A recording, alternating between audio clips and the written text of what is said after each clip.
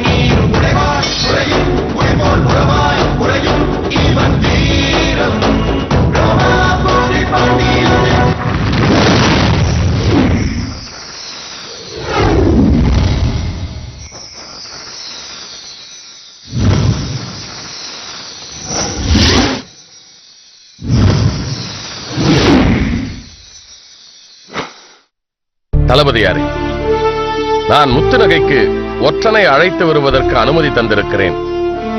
அவர்கள் எப்பொழுது வேண்டுமானாலும் வரலாம். அவர்கள் வரும் நேரத்தில் எனக்கு எந்த பணிகள் இருந்தாலும் அவர்களை தடுக்க வேண்டாம். நமது பணியை சற்று தள்ளி வைத்துவிட்டு ஒற்றனை அவசியம் சந்திக்க வேண்டியிருக்கிறது.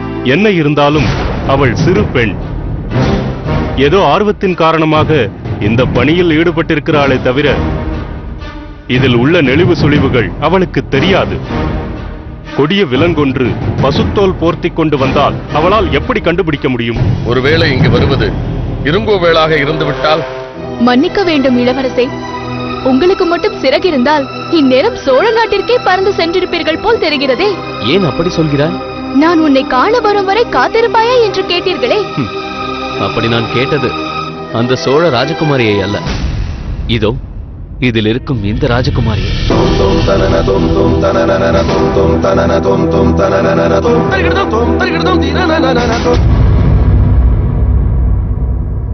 ஆம் கலைவாணி, இவளைத்தான் ஒவ்வொரு நாளும் ஓவியமாக தீட்டி மகிழ்ந்து கொண்டிருந்தேன்.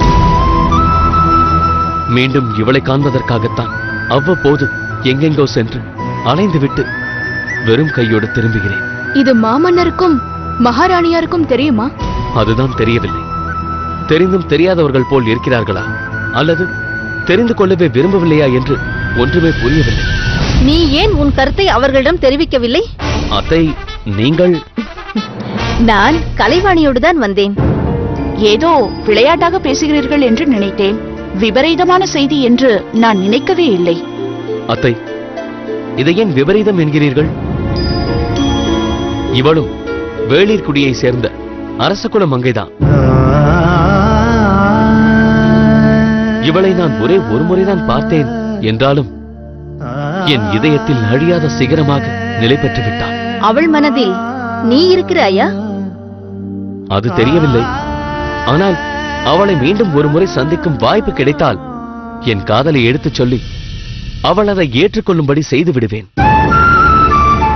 அதற்குள் எனக்கு திருமணத்தை செய்து வைத்து என் வாழ்க்கையை காணல் நீராக்கி விடுவார்கள் போல் தெரிகிறது அத்தை.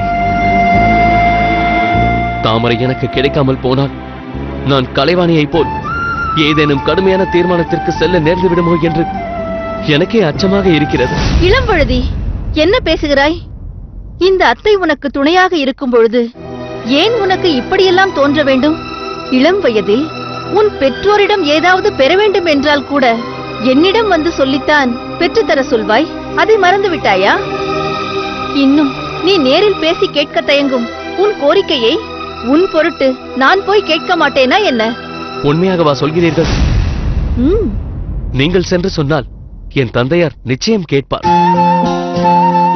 அவரை பெயர் சொல்லி அழைத்து இதை இப்படி செய்ய வேண்டும் என்று சொல்லும் உரிமை தங்களைத் தவிர வேறு யாருக்கு இருக்கிறது? அதனால் உங்கள் பேச்சை அவர் மீறவே மாட்டார். என் பொருட்டு அதை நீங்கள் செய்வீர்களா? ஏன் உனக்கு இப்படி ஒரு சந்தேகம்? கலைவாணியின் விருப்பத்தை நிறைவேற்றுவதாக நீ கலைவாணிக்கு வாக்கு தரவில்லையா? அதேபோல் உன்னுடைய விருப்பத்தை நிறைவேற்ற நிச்சயம் நான் முயற்சி செய்வேன். நீ கவலைப்படாதே. நான் இன்றே பெருவழுதியை சந்தித்து பேசுகிறேன்.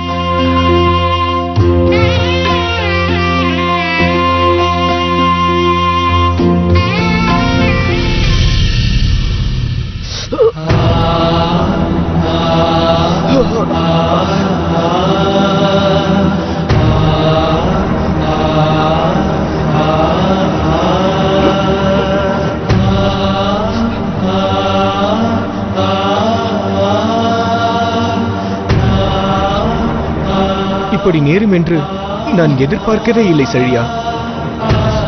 இத்தனை நாட்களாக தப்பித்து செல்ல மாட்டேன் என்று சொல்லிக் கொண்டிருந்த உன்னை மிகவும் வற்புறுத்தி சம்மதிக்க வைத்தவன் நான் தான்.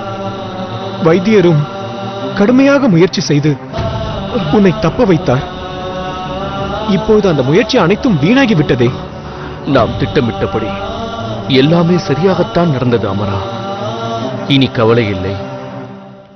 எப்படியும் பூம்புகாருக்குள் புகுந்து விடலாம் என்று நினைத்து வேகமாக ஓடிக்கொண்டிருந்த நேரத்தில் என்னை எப்படியோ சூழ்ந்து கொண்டார்கள். உன்னை இப்படி அடித்து சித்திரவதை செய்திருக்கிறார்களே, என்னால் இதை தாங்கவே முடியவில்லை. நீ எப்படித்தான் இதை தாங்கிக் கொண்டாயோ? எனக்கு வியப்பாக இருக்கிறது. சிறைப்பட்ட கைதி தப்பித்துச் செல்ல முயன்றால் அவ்வளவு எளிதாக விட்டு விடுவார்களா? அதிலும் அவர்கள் கையில் அகப்பட்டுக் கொண்டால் அவனை சித்திரவதை செய்யாமல் இருப்பார்களா? எப்போது அவர்கள் கையில் அகப்பட்டேனோ அப்பொழுதே இப்படியெல்லாம் நடக்கும் என்று எதிர்பார்த்துக் கொண்டுதான் இருந்தேன்.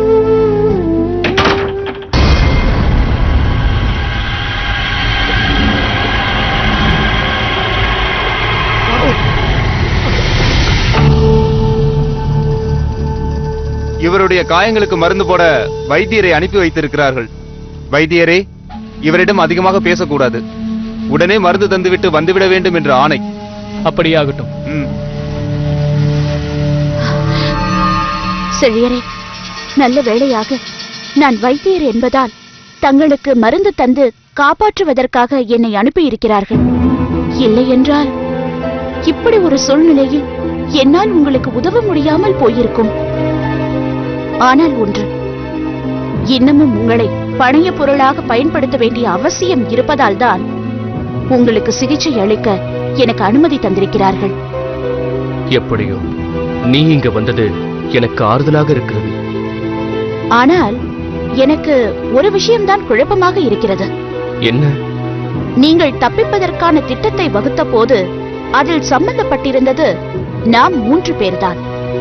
நானோ நீங்களோ யாரிடமும் இதை பற்றி பேசப் போவதில்லை. அப்படி இருக்க இருங்கோவேளுக்கு இது எப்படி தெரிந்தது?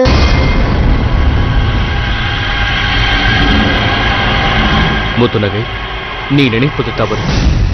இங்கு வந்தது முதல் எனக்கு பெரும் துணையாக இருக்கும் நண்பன் அமரன்தான். நான் சிறைப்பட்ட நாள் முதல் இன்று வரை சிறந்த உணவு தந்து என்னை கவனித்துக் கொண்டிருப்பவன் அமரன்தான். இன்னும் சொல்லப் போனால் இங்கு உன்னை சந்திப்பதற்கு முன்பிருந்தே எப்படியாவது தப்பித்துச் செல்லுங்கள் என்று என்னை தூண்டிக் கொண்டிருந்தவனே அமரன்தான்.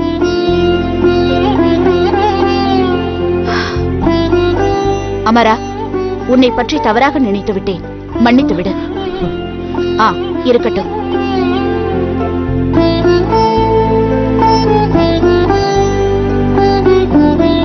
இந்த களிம்பை ஒவ்வொரு நாள் காலையிலும் இரவிலும் தவறாமல் அவர் உடலில் தடவி விட வேண்டும். அடிப்பட்ட ரணமெல்லாம் வெகு விரைவில் ஆறிவிடும். அப்படியே செய்கிறேன்.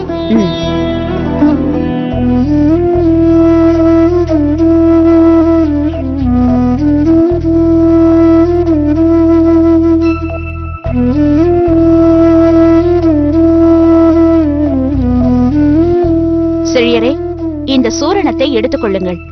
இதை உணவுக்கு முன்னால் போட்டுக் கொள்ள வேண்டும். இதையும் ஒவ்வொரு நாளும் காலையிலும் இரவிலும் உணவுக்கு முன்னால் சாப்பிட்டு வந்தால் இது மிகவும் சிறப்பாக வேலை செய்யும். வலியெல்லாம் பறந்துவிடும். இந்தாருங்கள், இதை அப்படியே இப்போது சாப்பிட்டு நீர் அருந்துங்கள். அமரா, நீ சென்று நீர் கொண்டு வா. இதோ. அமரா, வேண்டாம் வேண்டாம் முத்துநகை. இன்று முழுவதும் நான் ஏதும் சாப்பிட மாட்டேன். ஏன்? வேண்டாம் முத்துநகை, இன்று முழுவதும் நான் ஏதும் சாப்பிட மாட்டேன். ஏன்? இன்று என் வாழ்க்கையில் நான் மறக்க முடியாத நாள். என் வாழ்க்கையில் நடந்த அந்த துயரமான சம்பவத்தை நினைத்து நான் பட்டினி கிடந்து வருந்தும் நாள். செழியரே, தாங்களா இப்படி பேசுவது? கொடுமையான சாவூருக்கு போகும் வழியில் தங்களை கொண்டு வந்து அடைத்து சித்திரவதை செய்தும் ஒருபோதும் தாங்கள் கலங்கியதில்லையே. அப்படிப்பட்ட தாங்கள் என்றோ நடந்த ஒரு நிகழ்ச்சிக்காக என்றும் வருந்துகிறீர்கள் என்றால் அது மிகவும் முக்கியமான நிகழ்ச்சியாகத்தான் இருக்க வேண்டும். அதை தெரிந்து கொள்ள வேண்டும் என்று எனக்கு ஆவலாக இருக்கிறது.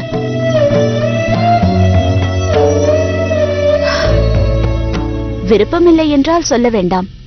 உன்னிடம் சொல்வதற்கு என்ன முத்துநகை? என் மீது உயிரையே வைத்திருந்த என் அருமை அக்காவை பிரிந்த நாள் இன்றுதான். அவரை எந்த ஆண்டு இந்த நாளில் பிரிந்தேனோ அன்று முதல் இந்த ஆண்டு வரை குறிப்பிட்ட இந்த நாளில் நான் உணர்ந்துவதில்லை. இதை நான் ஒரு விரதமாகவே ஏற்றுக்கொண்டு கடைபிடிக்கிறேன். ஆச்சரியமாக இருக்கிறது. தங்கள் அக்கா எங்கிருக்கிறார் என்று இன்னும் தெரியவில்லையா? வேண்டாம் முத்துநகை, தயவு செய்து அதை பற்றி மட்டும் கேட்காதே. நான் எதுவும் சொல்வதற்கில்லை. சரி, நீங்கள் இருவரும் எப்படி பிரிந்தீர்கள், எங்கு பிரிந்தீர்கள் என்பதையாவது சொல்லலாம் அல்லவா? சொல்கிறேன். என் மீது அன்பு கொண்ட உனக்காகவும் அமரனுக்காகவும் அதை சொல்கிறேன். என் இளம் வயதின் நினைவுகளை பகிர்ந்து கொள்கிறேன். அதை சொல்வதன் மூலம் எனக்கும் ஆறுதல் கிடைக்கும். சொல்லுங்கள். நான் ஏன் பிறந்தேன் என்று சிலர் சில நேரங்களில் வேதனையோடு கேட்டதுண்டு. அப்படி ஒரு கேள்வியை நான் பிறந்த போதே கேட்டிருக்க வேண்டும். ஏனென்றால் நான் பிறப்பதற்கு முன்பே தந்தையை பிரிந்தேன். பிறந்தவுடனேயே தாயை பிரிந்தேன். அவர்கள் மடிந்து விட்டார்களா? சில கேள்விகளுக்கு விடை உண்டு, சிலவற்றுக்கு இல்லை என்பார்களே. அதே நிலைதான் நீ கேட்டதற்கும். நான் என் தாய் மாமன் வீட்டில் பிறந்தேன்.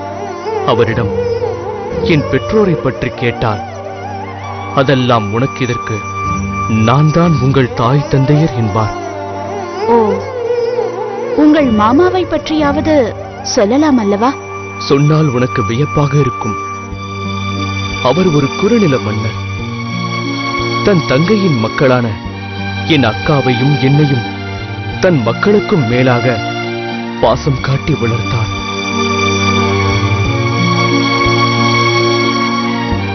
அத்தை, தன் வயிற்றில் பிறந்த பிள்ளைகளாக கருதி அன்பை பொழிந்தார். அவற்றையும் மீறி என் மனதில் இப்போது நிலைத்திருப்பது எது தெரியுமா? கண்ணை இமை காப்பது போல் எப்போதும் என்னை தன் பிடியிலேயே வைத்திருந்த என் அக்காவின் பாசம்தான். ஒவ்வொரு நாளும் எனக்கு உணவு ஊட்டும் போதெல்லாம் ஒவ்வொரு கதை சொல்லி உணவு ஊட்டுவாள். அந்த நாட்கள் என் வாழ்வில் என்றுமே மறக்க முடியாதது.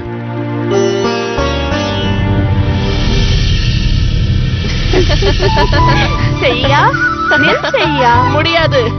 எங்கே ஓடுகிறாய்? வாருங்கள் வாருங்கள், எங்கே என்னை பிடியுங்கள் பார்ப்போம். அடம் பிடிக்காதே. செய்யா வந்து என்னை பிடியுங்கள். கொஞ்சமாவது சாப்பிடு. எனக்கு வேண்டாம். எங்கே ஓடுகிறாய்? செய்யா சொல்வதை இல்லை, முடியாது. பிடிக்காதே. செய்யா ஓடாதே.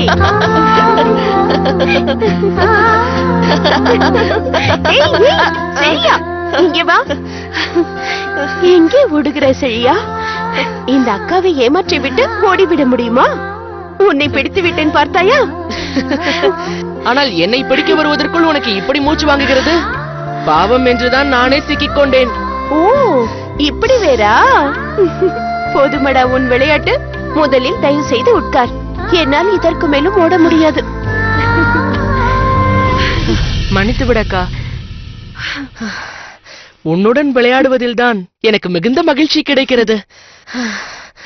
ஆகையால் தான் உன்னை நான் மிகவும் சிரமப்படுத்துகிறேன். அப்படியெல்லாம் ஏன் நினைக்கிறாய் செய்யா? என் உலகமே நீதானே. தாய் தந்தையரை இழந்த நாம் முத்தோர் கூற்றத்தை அரசாண்டு வரும் நம் மாமாவின் ஆதரவில் வாழ்ந்து கொண்டிருக்கிறோம். மாமாவும் அத்தையும் நம் மீது மிகுந்த பாசம் காட்டுகிறார்கள் என்றாலும் நாம் அவர்களுக்கு பாரமாக தோன்றிவிடக் கூடாது. அதனால்தான் நீ அவர்களுக்கு எந்த வகையிலும் தொல்லை தரக்கூடாது என்று என் பார்வையிலேயே உன்னை வைத்துக் கொள்கிறேன். எனக்கும் உன்னுடனேயே இருப்பதற்கு மிகவும் பிடித்திருக்கிறது அக்கா. சரி இந்தா இதை சாப்பிடு. எனக்கு வேண்டாம். அடம் பிடிக்காமல் சாப்பிடு கண்ணே. ஒரு வாய் கூட நான் சாப்பிட மாட்டேன். ஓ அப்படியா? சரி அப்பொழுது நானும் சாப்பிட மாட்டேன். அடம் பிடிக்காமல் சாப்பிடு கண்ணே. ஒரு வாய் கூட நான் சாப்பிட மாட்டேன். ஓ அப்படியா? சரி அப்பொழுது நானும் சாப்பிட மாட்டேன். வேண்டாம் வேண்டாம். என் பொருட்டு நீ சாப்பிடாமல் இருக்க கூடாது அக்கா. அப்படியானால் சாப்பிடு. சரி சாப்பிடுகிறேன். ஆனால் நீ வழக்கம் போல் எனக்கு ஒரு கதை சொல்ல வேண்டும்.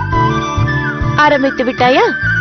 வளர்ந்து பெரிய பிள்ளையாகியும் நான் ஊட்டினால்தான் உணவு உண்கிறாய். போதாத குறைக்கு இப்போது கதை வேறு சொல்ல வேண்டுமா? உனக்கு சொல்வதற்காகவே நான் புதிய புதிய கதைகளை தேட வேண்டி இருக்கிறது. அதெல்லாம் எனக்கு தெரியாது.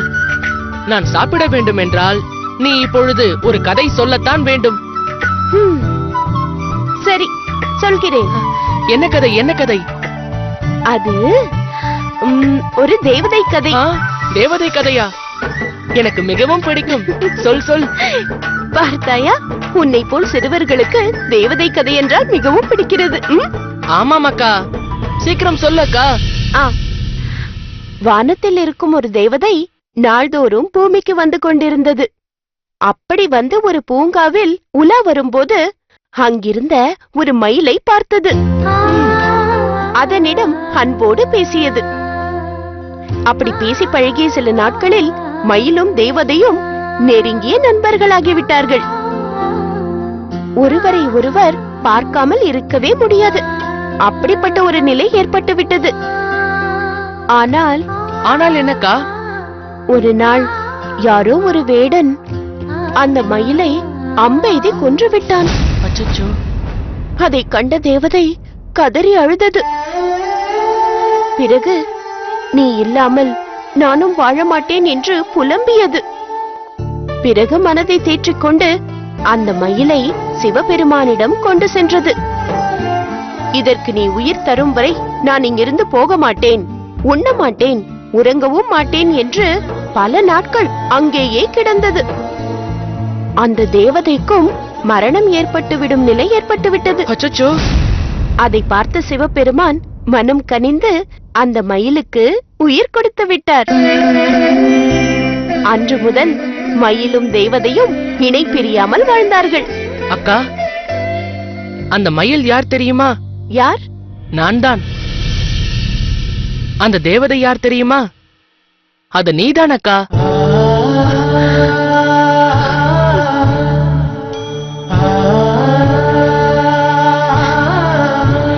என் கண்ணே.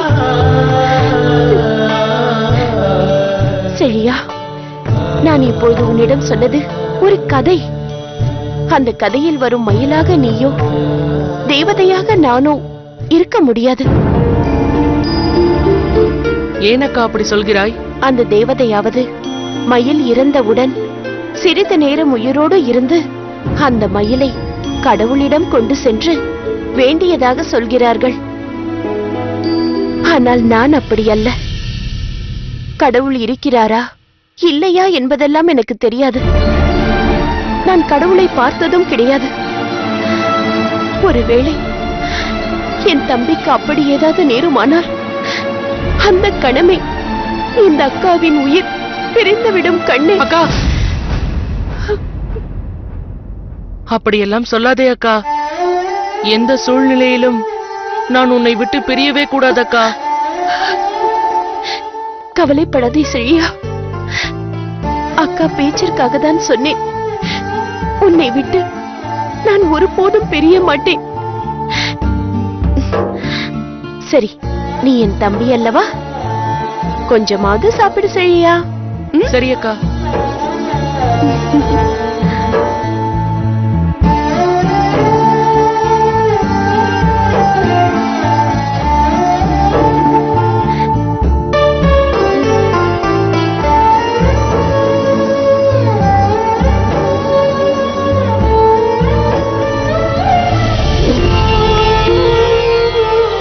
பெற்றோர்கள் இல்லை என்றாலும் என் அக்காவின் அரவணைப்பு மிகுந்த ஆனந்தத்தோடு நான் வாழ்ந்து கொண்டிருந்தேன்.